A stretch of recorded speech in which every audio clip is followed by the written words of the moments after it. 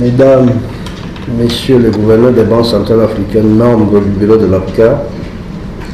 Monsieur le secrétaire permanent, distingués invités en vos rangs et qualités, Mesdames et Messieurs, c'est avec un réel plaisir que je préside ce jour la première réunion ordinaire du bureau de l'Association des banques centrales africaines de l'année 2016. Je saisis naturellement cette occasion pour remercier au nom de mes collègues membres du bureau et à mon nom propre, mon frère et ami le gouverneur Tchemoko Kone, qui a bien voulu que ces assises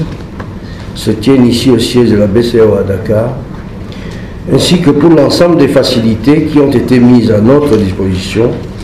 afin d'assurer notre séjour agréable et un franc succès pour nos travaux. Je voudrais remercier également l'ensemble des représentants, des représentantes des banques centrales qui ont participé aux travaux techniques et qui sont ici présents et qui ont bien voulu effectuer le déplacement de Dakar en dépit d'une modification de l'agenda initial. Je ne peux m'empêcher naturellement de saluer de manière très spéciale la présence du commissaire, M.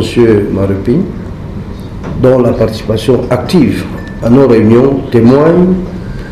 de l'étroite collaboration entre notre association avec la Commission de l'Union africaine dans la réalisation de l'agenda pour préparer l'avènement d'une monnaie unique en Afrique, telle que fixée par nos chefs d'État et de gouvernement. Je voudrais enfin, avant de poursuivre mon propos, me féliciter de la forte présence féminine à ces travaux, ce qui augure des échanges beaucoup plus fructueux. Mesdames et messieurs, comme il est d'usage, la réunion ordinaire du bureau de l'APCA de ce jour passera en revue la mise en œuvre des décisions de la 31e session du Conseil des gouverneurs qui s'est tenue le 14 août 2015 à Malabo, en Guinée équatoriale, et examiner le programme de travail de l'APCA pour l'année 2016. L'ordre du jour de nos travaux est, comme à l'accoutumée, bien dense. Et je voudrais à cet égard féliciter le secrétariat permanent et le comité technique pour la qualité des dossiers qui nous ont été transmis dans un délai convenable en vue de préparer efficacement nos délibérations. Sans anticiper sur notre temps,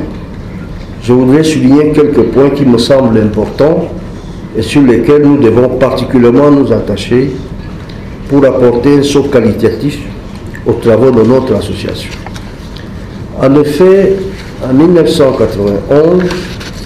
les chefs d'État ont décidé de la création de 3 principales institutions financières devant assurer l'intégration monétaire et financière du continent, à savoir le Fonds monétaire africain, la Banque centrale africaine et la Banque africaine d'investissement. La prochaine réunion du Conseil qui se tiendra à Abuja devrait être une opportunité pour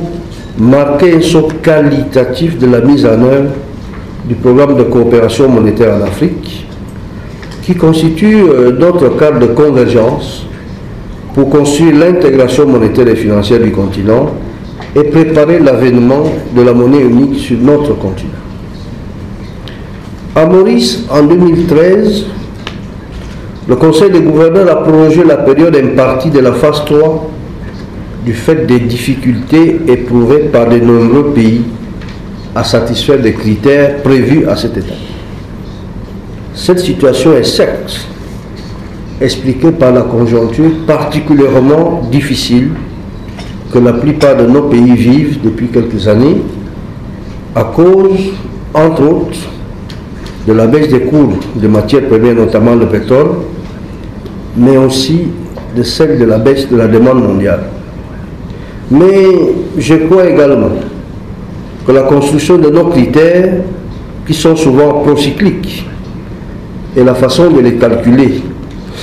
qui n'est souvent pas harmonisée, ajoute à cette difficulté. Nous devons suivre avec beaucoup d'attention l'agenda des travaux pour la révision de ces critères afin de permettre que les conclusions qui en ressortiront nous soient présentées lors du prochain conseil de gouverneurs à Abuja. Toujours dans la perspective du renforcement de l'intégration financière et le renforcement de la coopération bancaire à l'échelle sous-régionale et continentale, bien entendu, je pense que nous devons appuyer fortement l'initiative visant l'amélioration des échanges d'informations et la collaboration dans le domaine des activités bancaires transfrontalières. Mesdames et messieurs les gouverneurs, monsieur le commissaire, je vous invite à une discussion ouverte sur toutes ces questions d'importance et vous exhorte à formuler des directives claires au secrétariat permanent pour permettre la mise en œuvre rapide des décisions de notre Conseil et l'accélération des travaux en vue de la mise en œuvre du programme de coopération monétaire en Afrique. Sur ce, je déclare ouverts les travaux du bureau de l'APCA de ce jour. Je vous remercie.